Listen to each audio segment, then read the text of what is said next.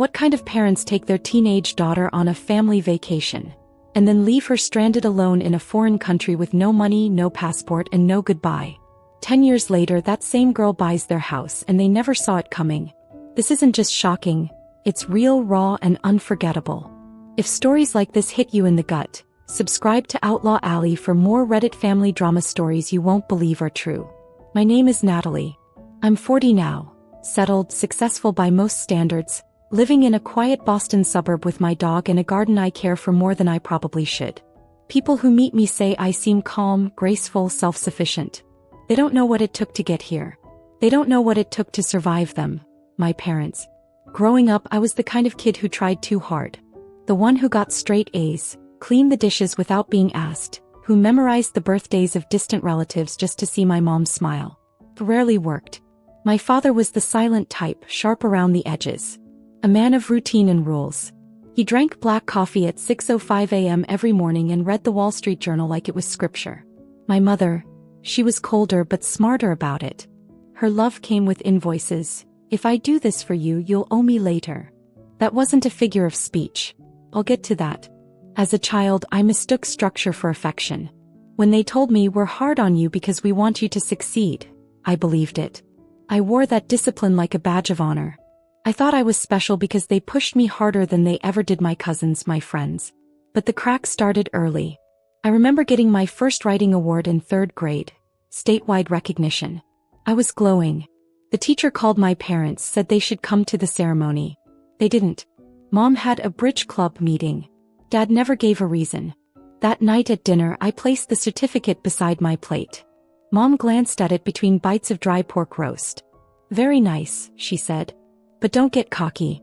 Writing isn't a real career. Dad didn't even look up. Another time in middle school, I got pneumonia and had to stay home for a week. I remember lying in bed with a 103 fever, lungs rattling, when I heard my mom on the phone with a friend in the kitchen. She's always so dramatic. If I pamper her now, she'll expect sympathy every time she sneezes. I was 12. Still, there were moments, tiny ones, that gave me hope. One winter when I was 7, I had a high fever during a blizzard.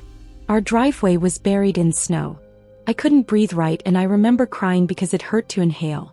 My father didn't say a word. He just picked me up, wrapped me in his coat and carried me 2 blocks through the storm to a neighbor's house who had a working car. Thought he loves me. He really does. He just doesn't know how to show it. That moment stayed with me for years. Proof I clung to like a talisman even when everything else fell apart.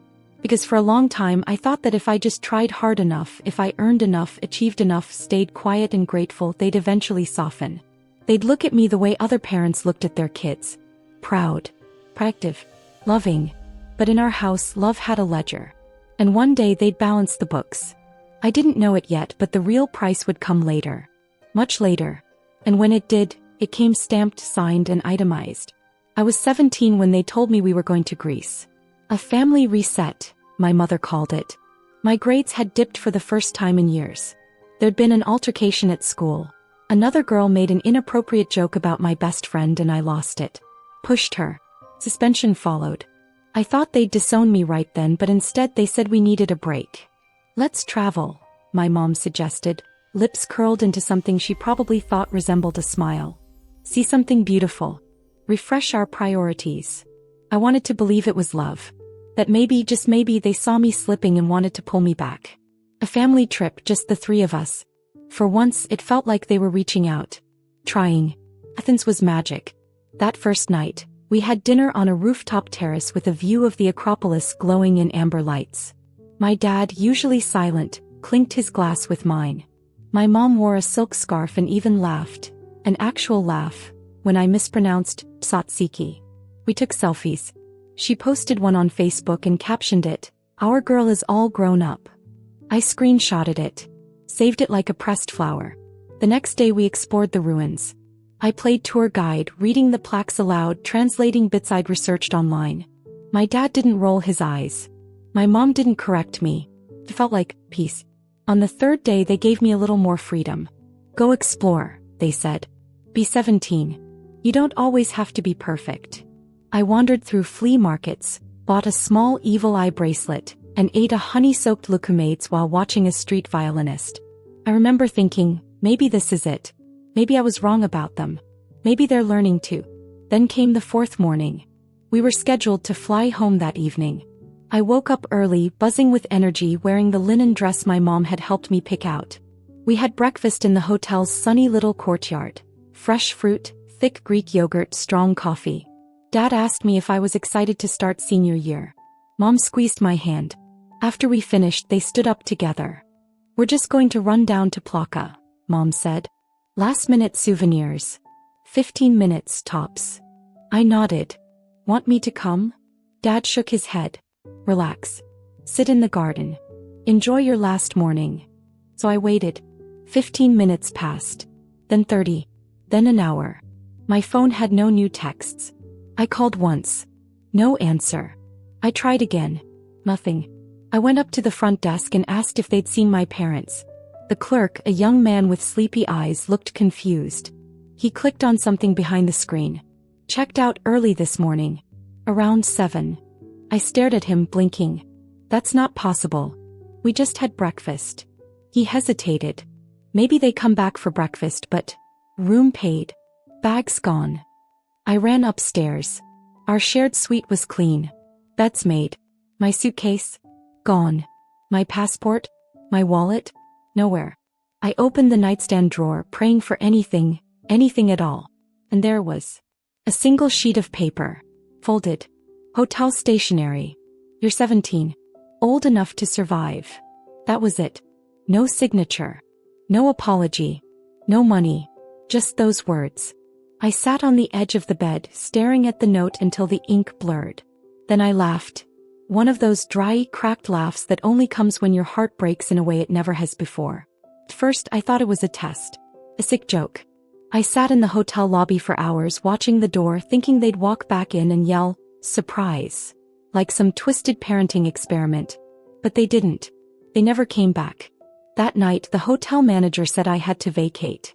The room wasn't paid beyond that day. I slept on a bench near the port in Piraeus, clutching my linen dress around my legs while the air turned cold and damp. A man passed by and muttered something in Greek I didn't understand. Another tried to take my bag, which had nothing of value, just a pen, the note, and my new bracelet. I didn't cry. Not that night. Crying would have made it real. I told myself they'd call tomorrow. That this was a mistake. But deep down, I knew. They hadn't forgotten me. They'd erased me. The second night I didn't sleep. Not because I wasn't exhausted, but because fear and cold have a way of keeping your senses sharp. The bench I curled up on was metal, slick with dew and just low enough for the chill to crawl into my bones. I watched the ferries come and go. Tourists snapped photos, carefree and sun-kissed, while I hugged my knees and tried to pretend I wasn't invisible. By morning my stomach was cramping so badly I doubled over.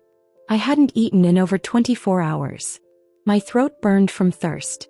I wandered toward a nearby cafe, hoping to find a restroom, maybe a drop of tap water if I begged. Instead, I found Maria.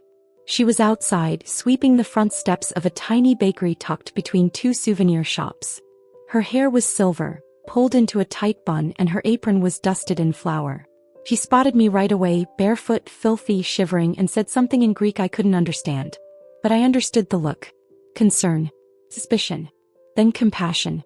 I tried to ask for water, but the words wouldn't come out. She ushered me inside without another word. Handed me a glass. Then a small paper bag of warm bread and something sweet. I would later learn it was bugatsa. I devoured it like an animal. No manners, no shame. Just hunger and pure relief. She didn't flinch. When I was done, I sat in a corner of the shop with my head down, eyes stinging. That was the first time I cried. Not because I'd been abandoned, but because someone for the first time in days had looked at me like I mattered. Maria didn't ask many questions at first. She spoke slow English, broken but kind. She let me stay in the storage room below the bakery. A cot, a thin blanket, a small lamp. That night I slept like a corpse. In the weeks that followed, I cleaned dishes, wiped tables, and learned Greek one word at a time. I learned to say thank you, yes, sorry, and enough. I learned that no one owed me safety, and that sometimes kindness arrives in the smallest, most unexpected gestures. Maria wasn't rich. Her bakery barely broke even. But every morning she brought me a pastry and called me Koritsi Mao, my girl. She wasn't trying to replace anyone. She just didn't believe in letting a child rot on the street. Eventually, I told her everything, halting, ashamed, still half believing maybe I'd done something to deserve what happened. She didn't cry. She didn't gasp. She just sat with me, her hand on mine, and said one thing I'll never forget. Some people break their children to feel big. You're not broken. Just new. I stayed in Greece for almost 3 years. I worked under the table, took night classes, studied hard, saved every euro I could. Maria had a cousin who helped me apply for a visa to Germany when I turned 20. I got into a small design program in Berlin. Cheap, rigorous, and far away from the ghost of who I used to be. I changed my last name. I never called my parents. Never checked social media. It wasn't about revenge. I just didn't want them to find me and rewrite the story. I wanted to own it. Start over. In Germany, I lived in a shared apartment with 2 other students. I worked in a flower shop, learned to ride a bike again, and stopped jumping every time the doorbell rang. I read books by women who had clawed their way out of worse, and I wrote pages and pages in a journal with a fake name on the cover, because it felt safer to be fictional than forgotten. But one night, just after submitting my final project for graduation, I sat on the windowsill of my dorm room and let the truth in. My parents didn't lose me. They didn't make a mistake. They left me. Deliberately. Strategically. And no apology would ever come. I didn't grieve. I just promised myself that one day I'd be more than what they threw away. Not out of spite. Not out of ego. Just because I knew, deep in my bones, I deserved to exist without begging for it. I moved to Boston in my late 20s, almost a decade after that morning in Athens. I had finished my design degree in Berlin and worked freelance for a few years, slowly building a portfolio. I chose Boston because no one there knew me. It was far enough from my old life, but not so far that it looked like I was hiding. I wasn't hiding. Not anymore. I found a small apartment near the Charles River, painted the walls myself, and filled the space with things that made me feel grounded. Plants, light, and silence. For the first time, I wasn't surviving. I was living. I opened a boutique design studio, mostly residential interiors, some commercial contracts. It wasn't flashy, but it paid the bills and gave me something I never had before. Control. I hired 2 assistants, both women I mentored with patience I wish someone had once offered me. My studio started picking up clients, then features. My work was featured in a small article in a regional magazine. They interviewed me, used my new last name, printed a photo of me smiling next to a hand-restored fireplace. I framed it not out of vanity but because it was proof. I had rewritten the story. And then one Thursday afternoon, it happened. I was scrolling through my inbox when I saw a name I hadn't thought about in years. Lacey Kramer. My old neighbor. Her email was short, casual, full of emojis. She'd stumbled across my name in the magazine and just had to reach out. Your mom must be so proud. She told us you'd moved to Europe with a boyfriend after high school. That you were kind of a wild child, but hey, looks like you landed on your feet. So happy for you. I read the message 3 times. My throat tightened. I opened a browser and typed my parents' names. Their social media accounts were private, but public tags told me everything I needed to know. My parents hadn't buried me. They'd replaced me with a story. According to their narrative, I'd run away at 17 with an older man, cut ties with the family, and refused all contact. The Athens trip? Not even mentioned. In their version of my life, I was the black sheep who went off the rails. They were the loving parents left behind, heartbroken and confused. I felt sick, angry, but mostly hollow. It wasn't just that they'd lied. It was how easy the lie had been for them to live with. How many years had they sat around holiday tables, telling people their daughter had gone rogue? How many smiles, how many nods of fake sympathy, how many pity points collected over stories that erased my pain and painted them as victims? I didn't respond to Lacey's email. I didn't correct her. What was the point? I'd spent so long trying to untangle myself from their version of me. I wasn't going to step back into it just to prove a point. But it did something to me. It opened a door I'd tried to keep locked. For the first time in years, I allowed myself to think about them, not just as ghosts from my past, but as people who were still out there, living their lives like none of it ever happened. I wondered if they ever looked me up, Googled me, if they'd ever seen my face in that article and felt anything close to regret. Or if they just said, she's still alive? Well, at least she didn't ruin the family name. Then came another blow. A client's mother came into the studio, refined, silver-haired, The kind of woman who drops 6 figures on bespoke wallpaper. She stared at me for a long time before saying, "Are you Natalie Harwood?" My new name. I hesitated, then nodded. She smiled faintly. "I thought so. Your mother and I went to university together." Small world. That night I couldn't sleep. I opened an old and used email account I hadn't touched in years. It was linked to my real name, the one they knew. The inbox was empty. Not one message. Not one attempt. They hadn't looked for me. Not once. I could have been dead. I could have been trafficked, sick, alone. And they'd been too busy crafting a digestible lie to even check. And yet, I didn't hate them. I couldn't. Not fully. What I felt was worse. Something colder, heavier, more permanent. Detachment. They were just people now. People who had told a prettier version of history so they could sleep at night. But history has a way of catching up. And mine was almost ready to knock on their door. A few months after the run-in with my old neighbor and the client's mother, I got a message from an unknown number. It was brief. "Your father had a minor stroke. Nothing life-threatening. Letting you know just in case." No name. No signature. But I knew the tone. Clinical. Unemotional. My mother. She hadn't used the words please or call us. Just a fact delivered like a weather report. I stared at the screen for a long time. I should have deleted it. Blocked the number. But instead I found myself opening my banking app. I sent $500 to their address. An old one I had memorized without ever meaning to. No note. No explanation. Just the money.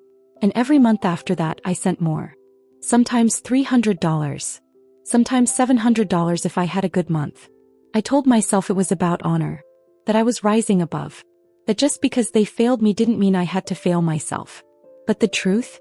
Part of me still wondered if this quiet charity might change something. That maybe on some distant Christmas morning I'd get a call. A voice. A sliver of remorse. But nothing came. No calls. No thanks. No letters.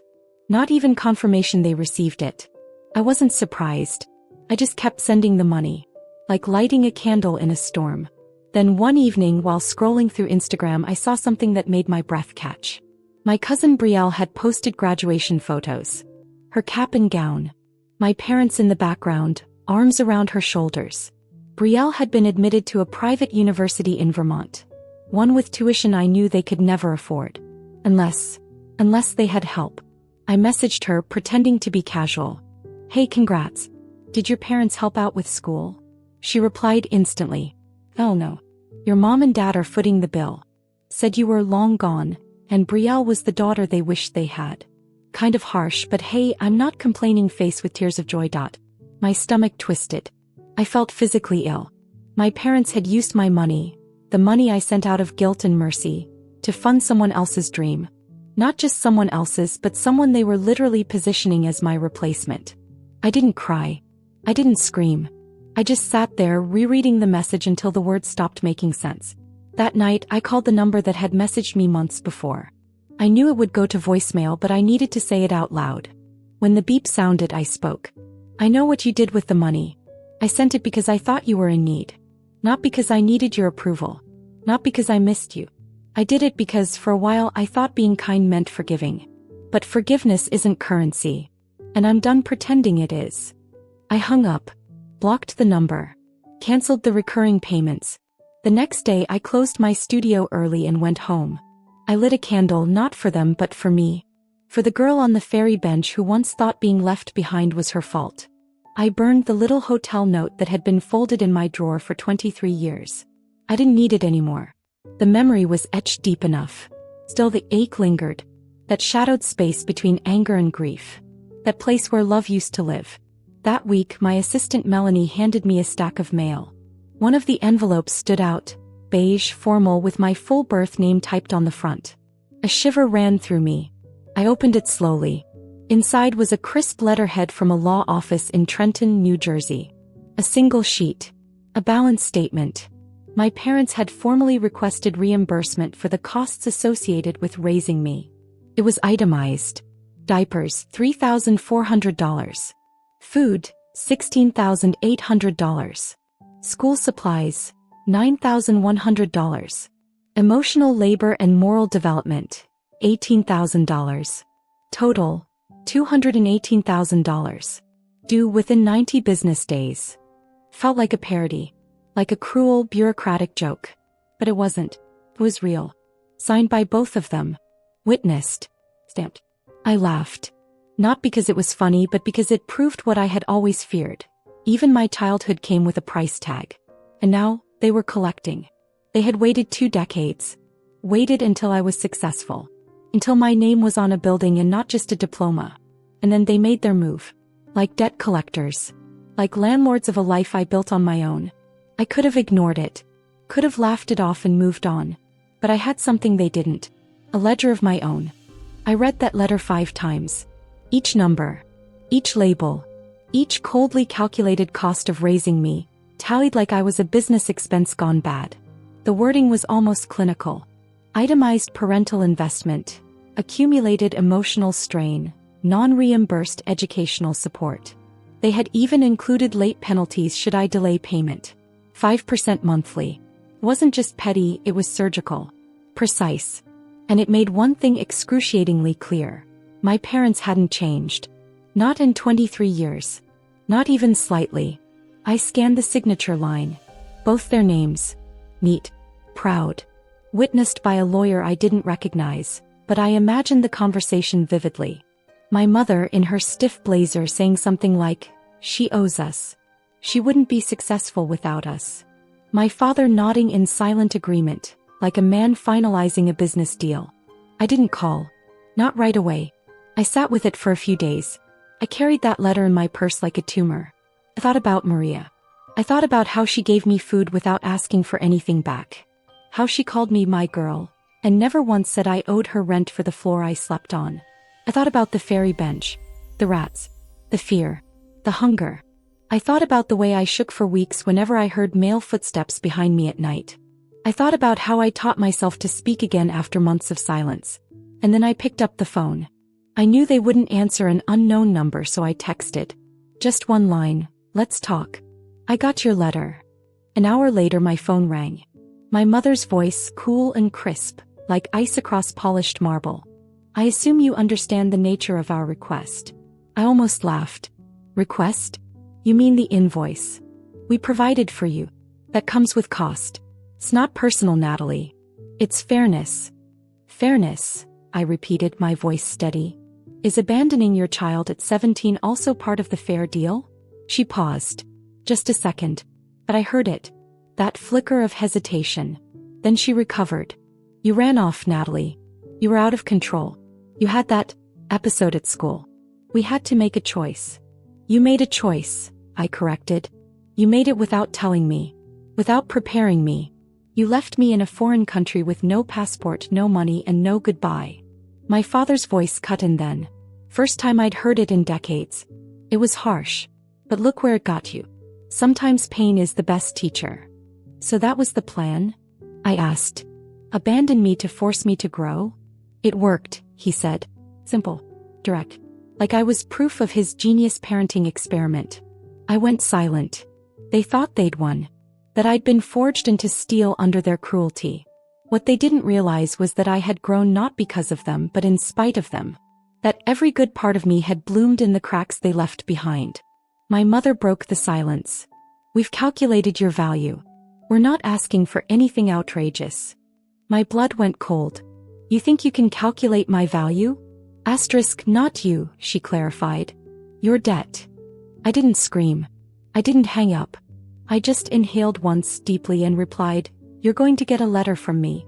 I suggest you read it carefully." I hung up. Not another word. No threats. No screaming match. Just calm. Ice-cold calm. That night I stayed up writing. I listed every dollar I'd sent.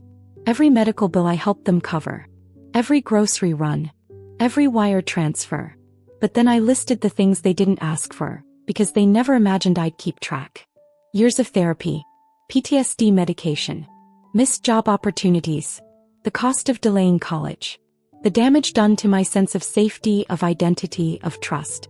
I titled it, "The Cost of Being Left Behind." And then I signed it, "Natalie, the daughter you abandoned, not the asset you loaned." I printed 3 copies. One for their lawyer. One for them. And one for myself. I framed it. Hung it in my office. Not out of pettiness. But as a reminder, I am not a debt. I am not their failed investment. I am what came after the fire, and I owe no one for surviving it. I never sent the invoice by email. That would have been too easy. Too forgettable. Instead, I printed it on ivory linen paper and had it delivered by courier. 2 copies, one for each parent, delivered separately on the same morning. I pictured them opening it at the kitchen table, perhaps with matching expressions of offense, disbelief, maybe even fear. But I didn't care. I didn't need their reaction. I didn't want their apology. I wanted the silence. The silence that follows when someone finally understands they've lost all access to you. Not just your money, your time, or your love, but the very idea of your presence. I stopped all contact. Changed my number. Locked my studio accounts. Hired someone to screen inquiries. I made myself untraceable, untouchable, inaccessible, just as they had once made me. Then 6 weeks later came the final blow. A real estate listing popped up in one of my saved alerts. My parents' old home was being foreclosed. The irony was surgical. Apparently, they'd racked up second mortgages and refinanced to cover various emergency costs, including Brielle's tuition.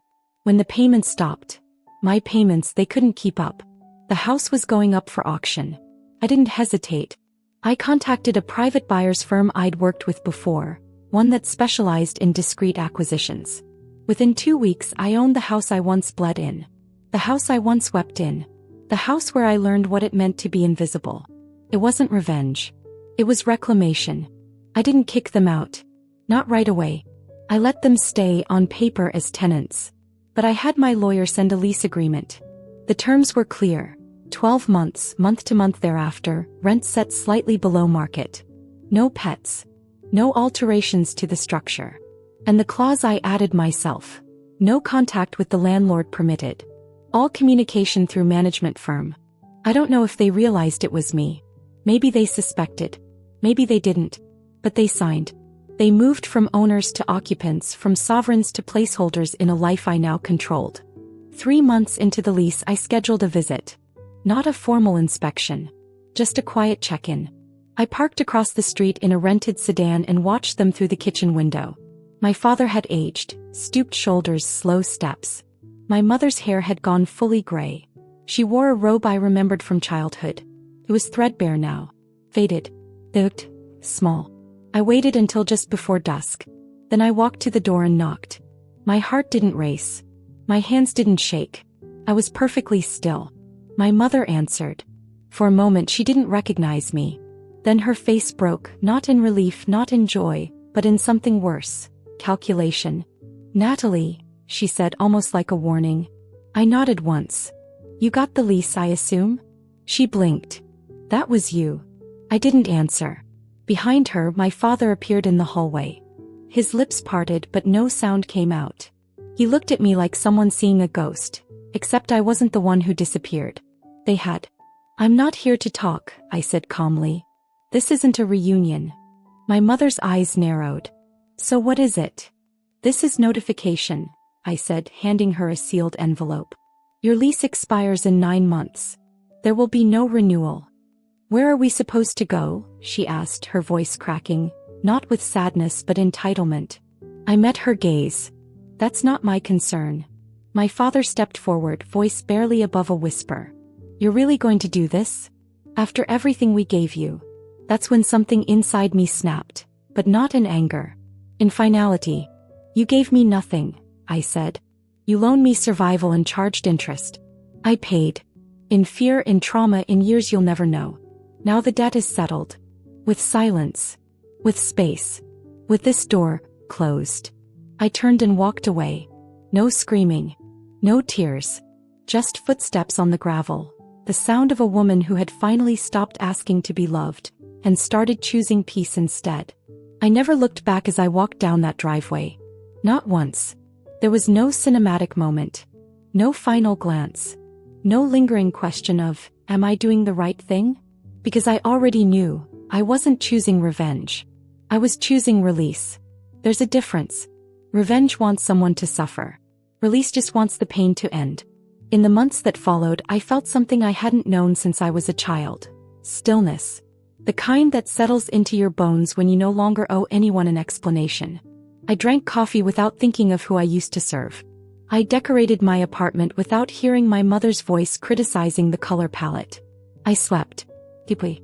And when I dreamed, it was no longer of fairy docks or cold benches or hollow footsteps walking away. It was quiet.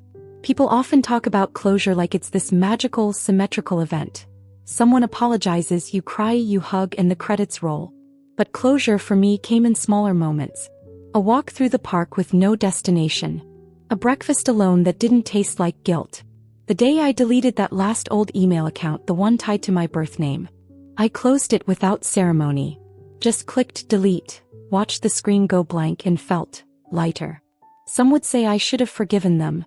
That healing requires softness. That holding on to pain makes you no better than those who caused it. But I disagree. I think sometimes healing looks like a door.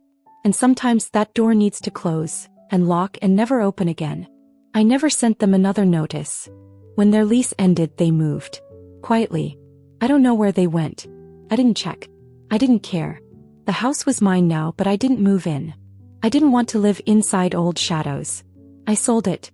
Donated half the profit to a local women's shelter. The other half funded a scholarship I started in Maria's name, for young women in crisis who need a second chance. Maria passed away a few years back, peacefully in her bakery, hands still dusted in flour. She never asked me for anything. Not thanks. Not repayment. Just to live well. To be kind. To be free.